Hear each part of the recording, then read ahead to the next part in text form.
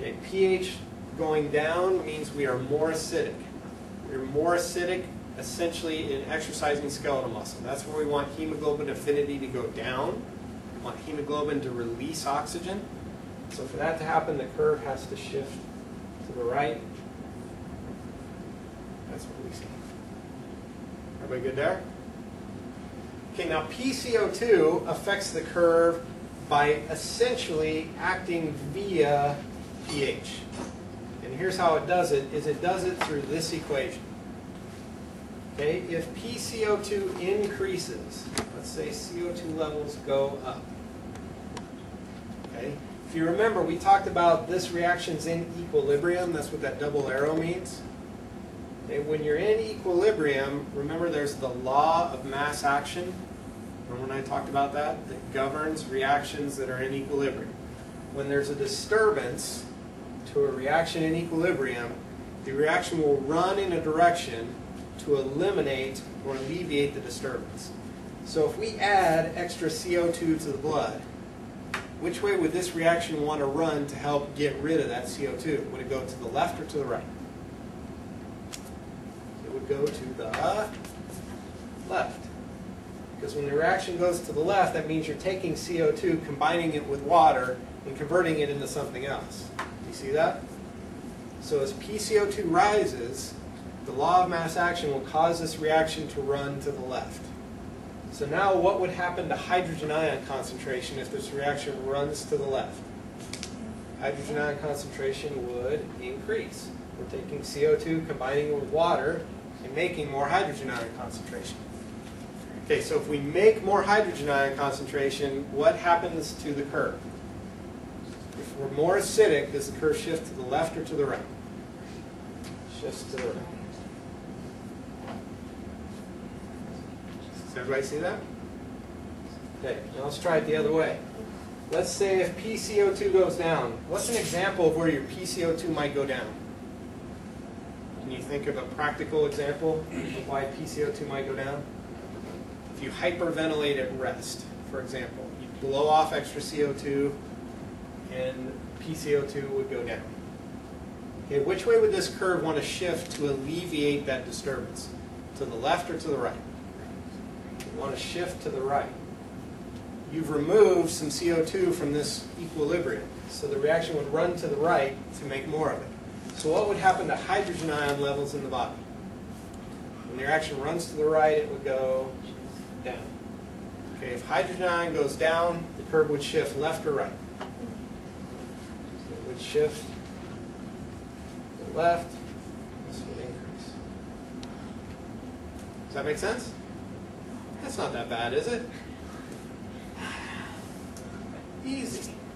You write this equation down, you write this little thing here and put some arrows, you'll be fine. You can figure it all out. Okay? Let's do PaO2. If PaO2 increases, what happens to the curve? This isn't a trick question, but what happens to the curve? It doesn't do anything. Okay? But if PaO2 increases, what happens to hemoglobin affinity? If PaO2 increases, it holds on to hemoglobin more tightly, so it increases affinity.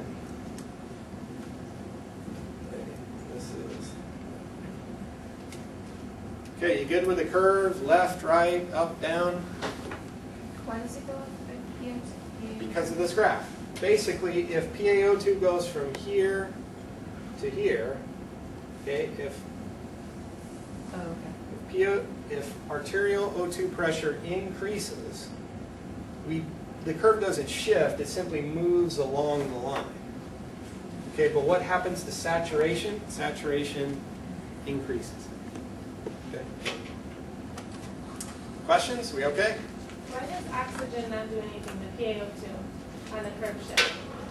The only things that affect the curve are that we talk about in this class. There are others. But temperature, CO2, and pH are the only three things that cause the curve to shift. Okay. With arterial oxygen pressure, you're simply going to move along the curve higher and lower. Okay, I think we have just a couple more things. Transport of oxygen and CO2. How do you transport oxygen in the blood? How many ways can you transport oxygen in the blood? There are 2 ways. Do you remember what they were? You can bind it to hemoglobin, obviously, and you can also do what? You can dissolve it in plasma. Okay, of all the oxygen you transport in your body, how much do you transport by dissolving it in plasma? About 1 to 2%, so it's not a lot. Okay, when you transport CO2, how many different ways are there to transport CO2? There are 3 ways. Remember what they were? You can dissolve it in plasma. You can convert it to bicarbonate using that formula or that equation on the board. And it also can bind to hemoglobin, but it doesn't bind to the iron part. It binds to the protein part of hemoglobin. Do you remember those?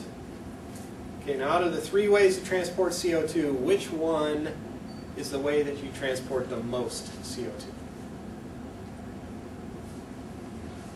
Happens to be converting to bicarbonate. It's the way you transport the most. Okay, last thing is acid-base balance and control of pH. Again, you kind of go back to that equation. Hydrogen ion plus bicarbonate gives CO2 and water. That's important for what's called ventilatory control of pH. There's 3 ways you can control your pH in your body. One is chemical buffers. This is what we did in the last session. Chemical buffers, ventilation, and the kidney. Okay, chemical buffers, the primary chemical buffer in your blood to affect pH is what?